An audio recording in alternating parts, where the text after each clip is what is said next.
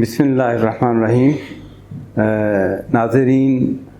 میں ہوں حکیم منصور العزیز اور موضوع ہمارا کرونا وائرس کے حوالے سے ہے۔ آج کل بڑا برننگ ایشو ہے اور ہمیں اس کی اویئرنیس کی ضرورت ہے۔ اشرف لیبارٹری کا شکر گزار ہوں کہ انہوں نے اس اویئرنیس کا اہتمام کیا اور ہم اس پہ تھوڑا ڈسکس کرتے ہیں۔ سب سے پہلی بات تو یہ ہے کہ یہ ایک وائرل ڈیزیز ہے اور باقی وائرل ڈیزیزز کی طرح اس میں بھی انسان کے جسم کی قوت مدافعت بہت اہم رول پلے کرتی ہے، اور جتنا اسٹرانگ جسم ہوگا اس کی قوت مدافعت ہوگی، اتنا ہی بندہ اس سے طبعی طور پر بچنے کی صلاحیت کا حامل ہوگا۔ جہاں تک اس کے وائرس کے اسباب اور اس کی علامات اور اس کے علاج اور اس کی تدابیر ان سب کا تعلق ہے، تو ایک اتنی چھوٹے سے ٹائم میں تھوڑے سے ٹائم میں یہ سب کچھ تو نہیں ہو سکتا، لیکن احتیاطاً ہمیں کیا کرنا چاہیے اس کو میں اپنی گفتگو میں سمونے کی کوشش کرتا ہوں۔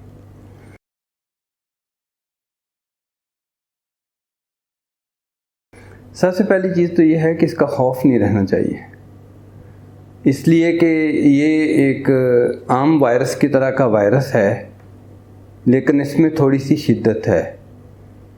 اس کی سمٹمز اور علامات ابتدا میں تو اتنی زیادہ ظاہر نہیں ہوتی ہیں اور یہی اس کا سب سے بڑا پرابلم ہے، لیکن جب ظاہر ہوتی ہیں تو اتنی شدید ہوتی ہیں کہ پھر ان کا مداوع کرنا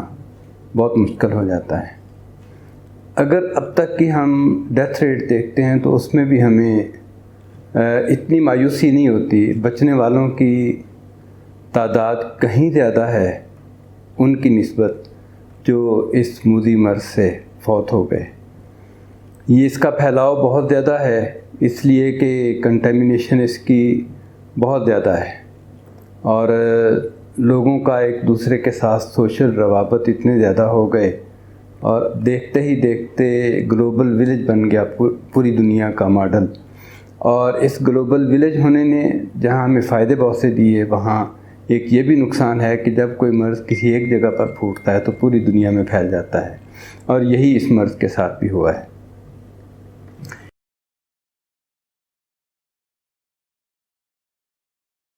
یہ جاننے کی کوشش کیجیے کہ اس سے ملتی جلتی ایک بیماری فلو ہے، اس سے ملتی جلتی ہی ایک بیماری حساسیت، دودھ حساسیت یا الرجی ہے، اسی سے ملتی جلتی ایک بیماری دائمی نزلہ و زکام ہے، اور اسی سے ملتی جلتی ایک بیماری رب یا دمہ ہے۔ اور ان تمام بیماریوں میں کچھ امتیازات ایسے ہیں، جو کچھ علامات ایسی ہیں، کچھ امتیازات ایسے ہیں جو ایک بیماری میں ہیں دوسرے میں نہیں ہیں۔ میں مثال کے طور پر بتاتا ہوں کہ بخار اس ڈیزیز میں ہو جاتا ہے، لیکن وہ بخار اتنا زیادہ شدید نہیں ہوتا۔ کفنگ اس بیماری میں بھی ہوتی ہے اور فلو میں بھی ہوتی ہے اور بعض اوقات دمہ میں بھی ہوتی ہے، لیکن اس میں جو کھانسی ہوتی ہے وہ بہت شدت کے ساتھ ہوتی ہے۔ سملرلی اس بیماری میں بھی رننگ نوز ہوتا ہے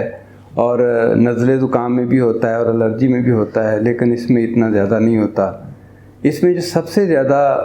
قوت مدافعت کو ختم کرنے کے بعد اٹیک آتا ہے وہ بخار کا ہے، اگرچہ بخار اتنا زیادہ نہیں ہوتا، لیکن وہ موذی بخار ہوتا ہے۔ پورے جسم میں دردیں شروع ہو جاتی ہیں، گھبراہٹ، بے چینی اور پورے مسلز کی ٹوٹ پھوٹ یہ نمایاں ہوتی ہے، اور اسی طرح سے اگر اس کو قوت مدافعت پوری نہیں ملتی تو وہ بندہ راہی ملک عدم ہو جاتا ہے۔ دوستو، اس مرض میں تقریباً 60 سال سے زیادہ عمر کے لوگ اس لیے زیادہ گرفتار ہوتے ہیں کہ ان کی طبعی قوت کمزور ہوتی ہے۔ عمر کے اس سے کم حصے میں یہ اٹیک آتا بھی ہے تو بندہ اس سے نبرد آزما ہو جاتا ہے۔ خواتین اس میں زیادہ انوالو نہیں ہوتی، اس میں زیادہ ہدف پہ نہیں ہوتی، اکثر اس کے ہدف پر مرد ہوتے ہیں اور وہ بھی بوڑھے مرد ہوتے ہیں، اس لیے کہ سوشیولوجیکلی عورتوں کا ایک دوسرے کے ساتھ انٹیکٹ کم ہوتا ہے اور مردوں کا ایک دوسرے کے ساتھ زیادہ ہوتا ہے۔ اس مرض میں اور فلو میں ایک اور فرق بھی ہے، وہ یہ کہ اس میں فریکوینٹ بریدنگ کم ہوتی جاتی ہے، اور اس میں صرف کم نہیں ہوتی بلکہ اس میں ایک قسم کی گھٹن کا احساس ہوتا ہے، ایسے کہ جیسے سانس ابھی آئے گا ہی نہیں۔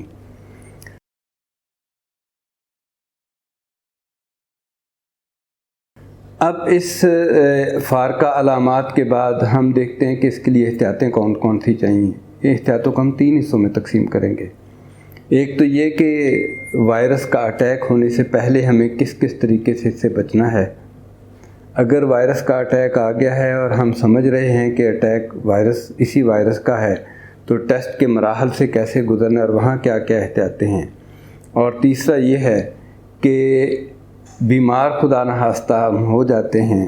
کنفرم ہو گیا، تو اس کے بعد کیا کیا احتیاطیں ہیں۔ اس کو 3 مرحلوں میں ہم نے تقسیم کرنا ہے۔ سب سے پہلی بات تو یہ ہے کہ وبا کے دنوں میں عام انسان کیا کرے گا۔ وبا کے دنوں میں عام انسان کے لیے سب سے آسان بات اس سے بچنے کے لیے یہ ہے کہ اپنے سوشل کنٹیکٹ کم کر دے گا،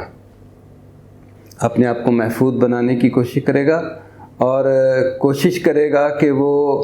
اجتماعات میں نہ جائے جہاں 20-25 افراد ہوں، ان سے اوائڈ کرے، اور زیادہ تر اپنا وقت اپنے گھر میں گزارے، اپنے آفس میں گزارے۔ اور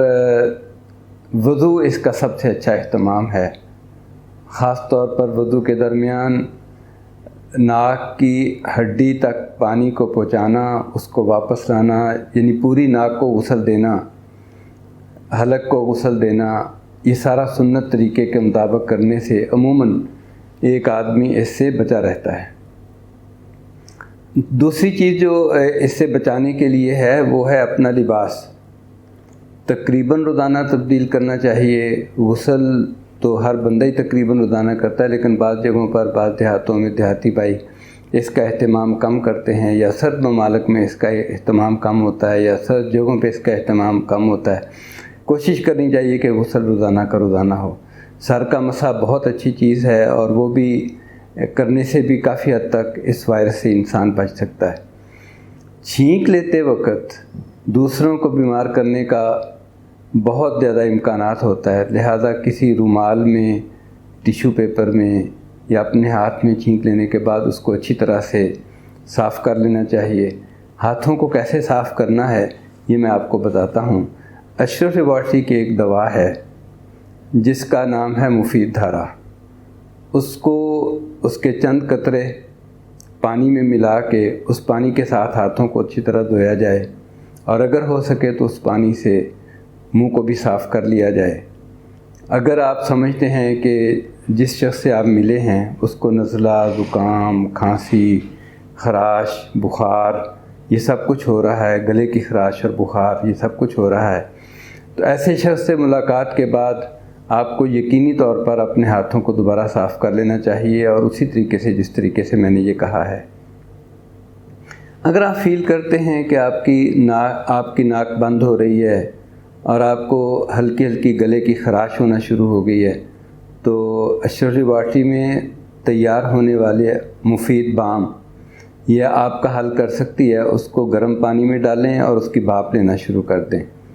اس سے گلے میں ایک سودنگ ایفیکٹ آتا ہے، حلق میں بھی، ناک میں بھی، اور ویسے بھی یہ اینٹی وائرل ہے اور اینٹی انفیکشن ہے۔ تو اس سے یہ ہوتا ہے کہ وہ بھاپ لینے سے وہ جو جھلی ہے ناک کی اور گلے کی وہ بہت اچھی طرح سے صاف ہو جاتی ہے۔ ایک اور چیز جو اس میں سب سے امپورٹنٹ ہے وہ یہ ہے کہ جب بخار ہونا شروع ہو جائے، اور جب چھینکیں آنی شروع ہو جائیں، اور جب نزلہ ہونا شروع ہو جائے،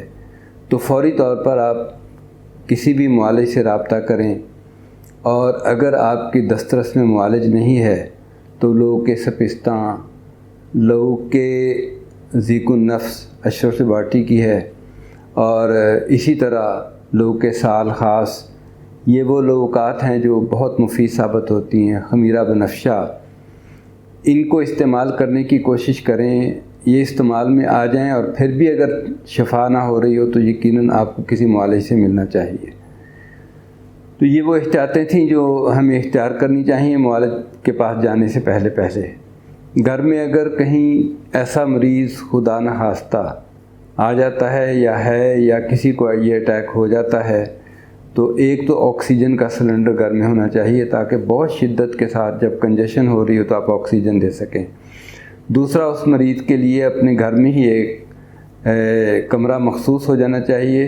جس کو اچھی طرح سے صاف رکھا جائے، جس کے بیڈ کو صاف رکھا جائے، اور جہاں اس مریض کے ساتھ ملنے والے محدود لوگ ہوں، صرف وہ جو تیمارداری کرنے کا تجربہ بھی رکھتے ہوں اور تیمارداری بھی اچھی کر سکتے ہوں، اور ہاسپٹل میں لے جانے کی جلدی سے جلدی کوشش کی جائے۔